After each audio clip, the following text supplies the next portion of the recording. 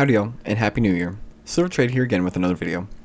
Today, Elon Musk himself, not a fake account, see, it's actually him, changed his account picture on X to a Pepe holding a video game controller. Very exciting. Could this be a hint at GameStop? This is really strange too, after the 3 hints that we got from DuPont Styrofoam, and since we got those hints, that account has been taken off of X completely. And so Greg and Roaring Kitty posted these 2 pictures at the exact same time on the exact same date. Well, I guess 1 minute apart, but this must have been pre-planned. There's no way. Yesterday Greg posted, "First word you see is what you'll get in 2025. Nut, but also MOAS. But there's also an M right here, so it could just be MOAS, mother of all squeezes. But please remember, none of this is financial advice, and we are not financial advisors. This video is made for entertainment purposes only. Oh, and towards the end of the video, I'm going to show y'all a few stocks that I'm going to be watching very closely." He also posted yesterday, "How is tomorrow 2025? Already when 2020 just started last week." This kind of feels like a January of 2021 hint. So GameStop's been stuck in a wedge for a really long time. We all know the story. Every time that it breaks out, it is followed by a stupid amount of volume. This is the first time GameStop has gotten above this line and held. Ever. Very exciting. And it's held for multiple days now. We've talked about this before. Back in 2020 to 2021, it was real tight and moving upwards. Obvious accumulation. Right now, we have the same story, but it's moving up at a much greater angle this time. And don't forget, Roaring Kitty didn't pull out at $80 per share, so this leads me to believe that, well, I don't think his price target is $90 per share.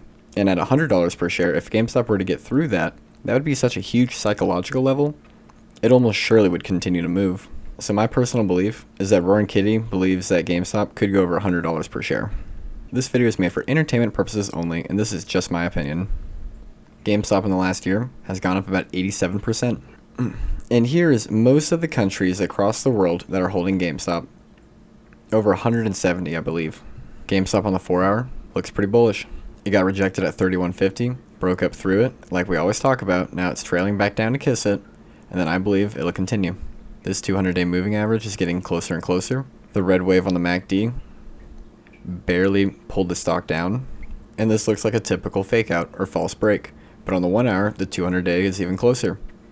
And in the after hours, even while it was moving down, the 200-day was curling up a little bit more. And today, even though it sold off, it still looks really bullish because it didn't come down to 31.01 like it did back here. They've had it stuck under this wedge for about 4 days now. I believe it's a false break right here. And since we're so close to that 200-day moving average, there's only going to be that much more liquidity and volume for tomorrow to push us up through here. And then if all goes well, maybe test $33 per share tomorrow at this local high. And on the yearly, GameStop had its first ever bullish engulfing candle. Back here, it looks like this is a bullish engulfing candle, but 2020 started slightly higher than 2019 finished, so it's not a true engulfing candle. On the yearly chart, the Fibonacci looks great, and if it can get above $38 per share, if it can get above about $38 per share, that would be huge for GameStop. And a stock that I believe will really perform over the long run is RKLB. Market cap is about $12 billion right now. Recently ran like crazy from $4 to about $30. The daily chart looks attractive.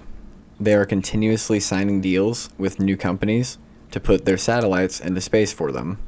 And space is so large, no matter how many satellites we throw up there, they're pretty much never going to bump into each other just because of how big the atmosphere is around Earth.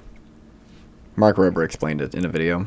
We don't really have to worry about satellite overpopulation, so a company that can continuously throw new satellites that keep getting upgraded every year and are going to need to get replaced could be very profitable. And Rocket Lab, they reuse their rockets to keep costs down. Neutron is their largest rocket they've ever made. They've been working on it for a very long time. People have been waiting years for this thing to launch. And Neutron is finally expected to launch in mid-2025. And CRKN, Crown Electronics.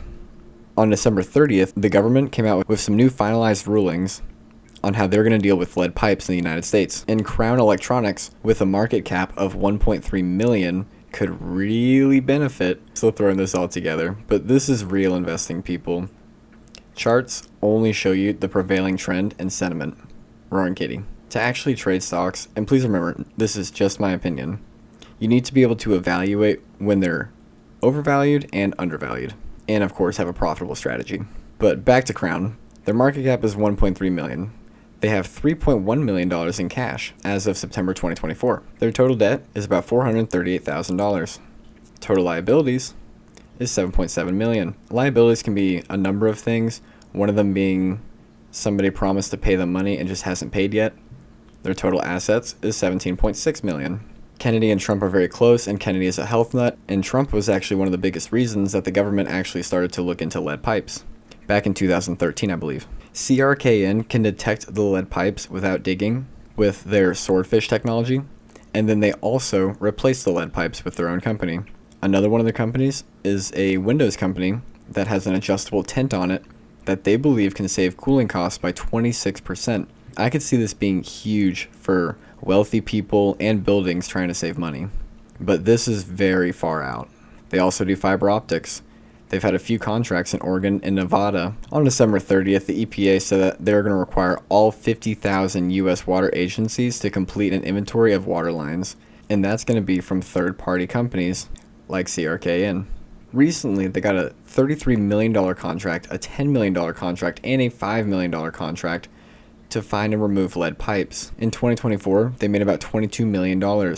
They're expected to be profitable about halfway through 2025, so next year. In the last quarter of 2024, they made $9 million, showing an increased demand. Still with a market cap of $1.3 million, at 14 cents per share, and 64 million shares outstanding. And CRKN scheduled a special meeting of stockholders for January 14th, 2025 at 10 a.m. Eastern Time to seek approval for a reverse stock split 50-1.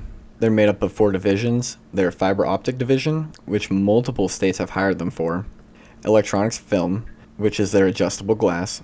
Element 82 uses their swordfish technology to find lead pipes, and they don't require excavation to find lead pipes, so no digging. And then once they find the lead pipes, they have PE pipelines to replace the lead pipes. The total estimated cost for replacing all lead service lines nationwide ranges $28 billion to $47 billion. And I really think Trump and Kennedy are going to make this a priority once they get in office, because lead and poor drinking water is behind so much bad stuff. But if CRKN were to just get a little piece of that. And thank you guys so much if you made it this far in the video. I really appreciate every single one of y'all. Please let me know if y'all like it when I talk about a few other stocks that I'm going to be keeping my eye on. And we're heading into 2025. Let's make this our year. You can do all things through Christ.